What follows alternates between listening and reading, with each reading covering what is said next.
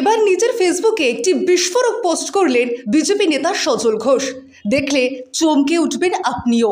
চলুন দেখা যাক কি রয়েছে সেই ভিডিওতে। হ্যালো, তুমি রাহুল বলছো? হ্যাঁ। তুমি কি 13 নম্বরে কোনো কাজ বন্ধ করতে গেছিলে কাউন্সিলর সাথে? না না হ্যাঁ, না।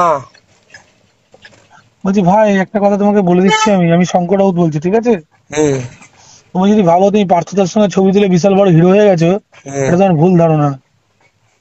আর 13 নম্বর ওয়ার্ডে কোনো কিছু করার আগে একটু আমার সঙ্গে কথা বলে নেবে, হ্যাঁ? শোনো, তোমাকে একটা কথা বলছি শঙ্কর দা। ঠিক আছে? শঙ্কর দা, তোমাকে একটা কথা বলছি, শুনে না নাও। না, আমি তোমাকে যেটা বলছি সেটা শুনে নাও, তুমি এটাও শুনে নাও না। ঠিক আছে? কারোর সাথে ছবি না, ছবিটা ধরে আমরা পলিটিক্যাল ছেলে তো, আমরা ছোটবেলা থেকে রাজনীতি করেছি, এ ভাই ছাত্র রাজনীতি ধরে। শোনো, তুমি তো কি 13 করেছো নম্বর না ওয়ার্ড এই করেছো, নম্বর না, উনি আমার মাসি হয়। শোনো না, উনি আমার মাসি তুমি হয়। এই শোনো, আরে উনি আমার মাসি হয় তো। তোমার বিষয় বাড়িতে দেখাবে, যেটা বলছি শোনো এবার তোমাকে। কি বলো? হাড়গুড় ভেঙে দেবো, ঠিক আছে? বাড়াবাড়ি করবে তো? আজকে ফোনে বলে দিলাম, এরপর যদি দেখি তোমায় মেয়েরা হাড়গুড় ভেঙে দেবো, মাসিকে বলে দাও। তোমার সাথে আমার মাঠে, তোমার সাথে আমার মাঠে দেখা হয়, জানো তো এটা? কোথায় দেখা হয় জানার দরকার নেই, জানো তো এটা? আমার দরকার নেই মাঠে দেখা হয় কি কোথায় দেখা হয়। তোমাকে শুনে নাও, তুমি তোমার মাসি পিসি কে আছে তুমি জানো, আমি জানি না। পলিটিক্যাল ম্যাটার কিন্তু এটা। কি ম্যাটার জানার দরকার নেই আমার। তুই মানে কোনো প্রমোটারের কাজ বন্ধ করতে আছো? কে বলেছে? কে বলেছে? কে বলেছে তোমাকে এটা? তোমাকে তুমি 13 নম্বরের বাসিন্দা? কে বলেছে তোমাকে তুমি কাজ 13 বন্ধ নম্বরের করতে? বাসিন্দা? না না, কে বলেছে তোমাকে এটা? তুমি একা একা তোমাকে বলছিলে? যেটা বলছি সেটা শোনো, তুমি কি 13 নম্বরের বাসিন্দা? কে বলেছে? তুমি 13 নম্বরে বাড়ি করো? না, তোমরা ক্রিম খাচ্ছ ওখানে মাসিকে না এ করে। এই বোকা তুই, তোকে শোন মারা কথা বলছি, তুই বুঝে কথা বল, ঠিক আছে? হ্যাঁ। কোথায় গিয়ে ক্রিম খাচ্ছে না খাচ্ছে তোর জানার দরকার তাহলে নেই, কেন আমার মাসি, ঠিক আছে? মাসির ওয়ার্ড অন্য কেউ ক্রিম খাবে? কালকে ঢোক তুই ওখানে, ঢোক, পিসি সব দেখে নিচ্ছি আমি। তারপর কি তুমি ছেলে পুলে দিয়ে নিয়ে আসবে ঠিক আমাদের? আছে? ছেলে পুলে কি ছেলে ছেলে ছেলে দেখাবে? ছেলে তুই মানে ভাই বলছিস কি করছিস বল? ছেলে কি?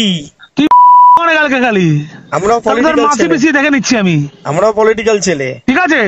তুই কি ছেলে আমার জানা হয়ে গেছে সব, কি জানা হয়ে গেছে? ঠিক আছে? তুই ঢোক কালকে ওখানে। থ্রেট অন্য কাউকে দাও, আমাকে দিয়ে থ্রেট লাভ নেই।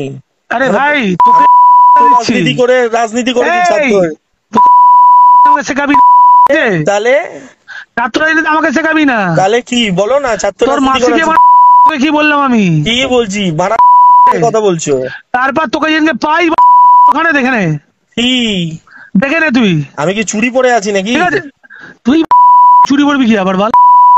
আরে ফোনটা করে দাও তুমি। তোকে মানে আমি, আর আমি হাতে নুলো নাকি? ঠিক আছে?